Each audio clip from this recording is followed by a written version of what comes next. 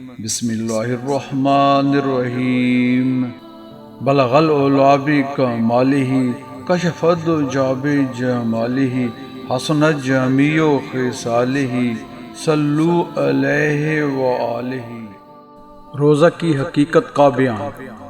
روزہ کے 3 درجے ہیں: عوام، خواص اور اقصى الخواص کا روزہ۔ عوام کا روزہ تو وہی ہے جس کا بیان ہو چکا، یعنی کھانے پینے اور جماعت سے بچنا، اور یہ روزے کا ادنا درجہ ہے۔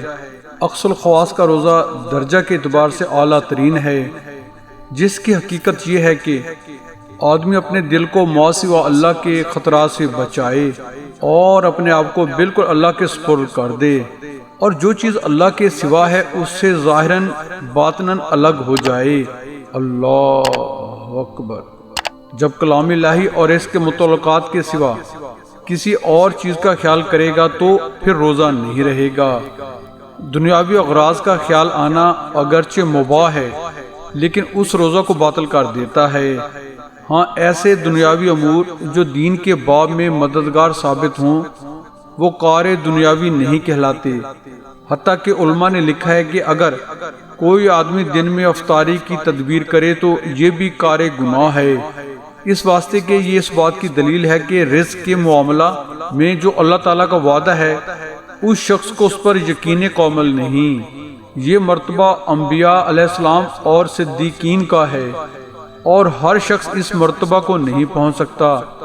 اور خواص کا روزہ یہ ہے کہ کھانا پینا اور جماعت ترک کرنے کے ساتھ ساتھ آدمی اپنے تمام اعضاء و جوارے کو ناشائستہ حرکات سے بچائے، اور یہ روزہ 6 چیزوں سے مکمل ہوتا ہے۔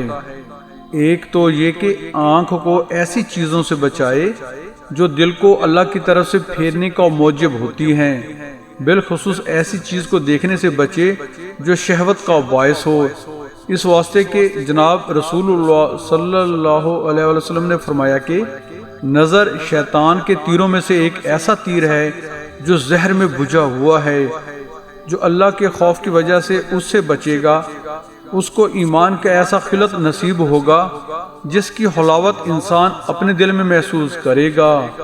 حضرت انس رضی اللہ عنہ فرماتے ہیں کہ جناب سرور کائنات صلی اللہ علیہ وسلم نے فرمایا کہ 5 چیزیں روزہ کو توڑ دیتی ہیں: جھوٹ، غیبت، چغل خوری، جھوٹی قسم کھانا اور شہوت کے ساتھ کسی کی طرف دیکھنا۔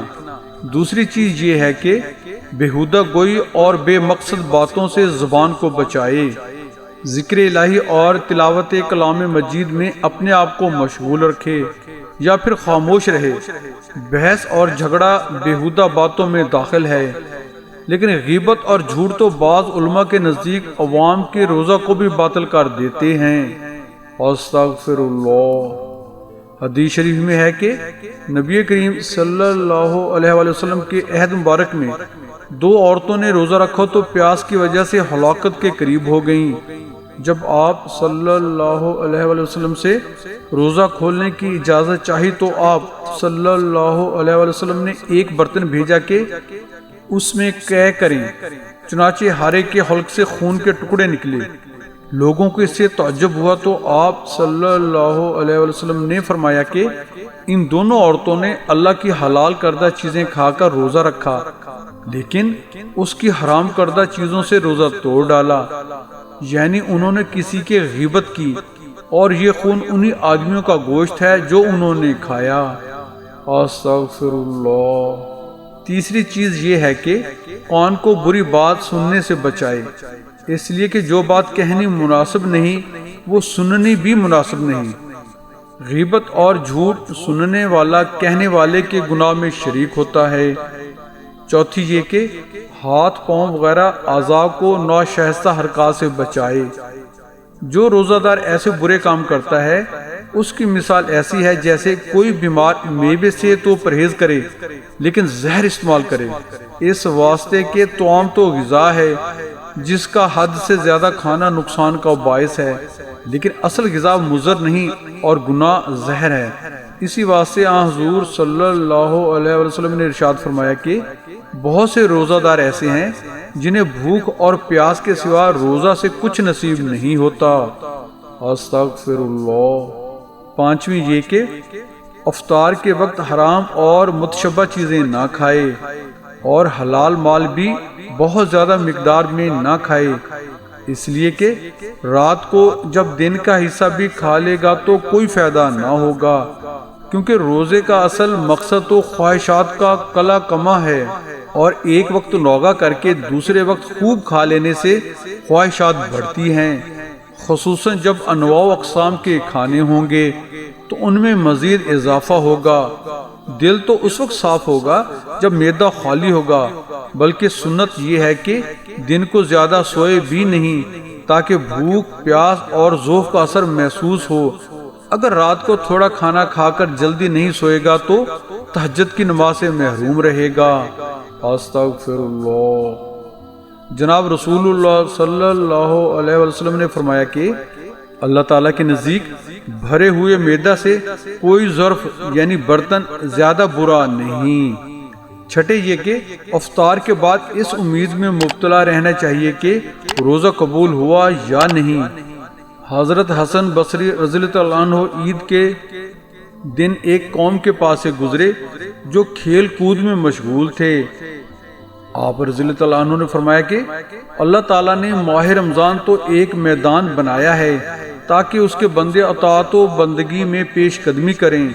ایک گروہ تو بازی لے گیا لیکن ایک پیچھے رہ گیا۔ تعجب ہے ان لوگوں پر جو کھیل کود میں مشغول ہیں اور اپنی حقیقت کو بھول چکے ہیں۔ قسم ہے پروردگار عالم کی، اگر پردہ اٹھ جائے اور حقیقت حال واضح ہو جائے تو جن کی عبادت قبول ہے وہ خوشی میں، اور جن کی عبادت مردود ہے رنج میں مشغول ہو جائیں اور ہنسی کھیل کو سب بھول جائیں۔ اللہ اکبر۔ بہن اور بھائیو، please just a minute, please subscribe my YouTube channel Islam TV by Waheed ji, and comments, like and share our videos to your friends. Thanks for this kind favor.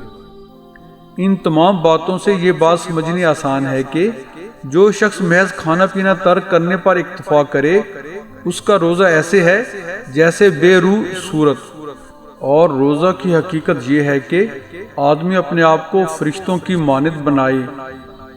فرشتے خواہشات سے بالکل مبرہ ہیں اور چوپائے خواہشات میں غرق ہیں، اس لیے کہ وہ ملائکہ سے دور ہیں، اور جس آدمی پر خواہشات کا غلبہ ہو جائے وہ چوپایوں جیسا ہو جاتا ہے، اور جب اس کی خواہشات مغلوب ہو گئیں تو اس نے گویا فرشتوں سے مشابہت پیدا کر لی، اور اس وجہ سے انسان صفات کے اعتبار سے فرشتوں کے قریب ہے، مکانیت کے اعتبار سے نہیں۔ اور فرشتے اللہ تعالیٰ کے مقرب ہیں تو وہ آدمی بھی اللہ تعالیٰ کا مقرب ہو جائے گا۔ جب مغرب کی نماز کے بعد اہتمام کرے گا اور اپنی خواہش کے مطابق پیٹ بھر کر کھائے گا تو اس کی خواہشات کمزور ہونے کی بجائے قوی ہوں گی اور روزہ کی روح فوت ہو جائے گی۔ استغفر اللہ۔ دعا ہے اللہ تعالیٰ ہمیں اس ماہ رمضان میں زیادہ سے زیادہ برکتیں حاصل کرنے کی توفیق نصیب فرمائے، آمین۔ دعاؤں کی درخواست ہے۔ جزاک اللہ۔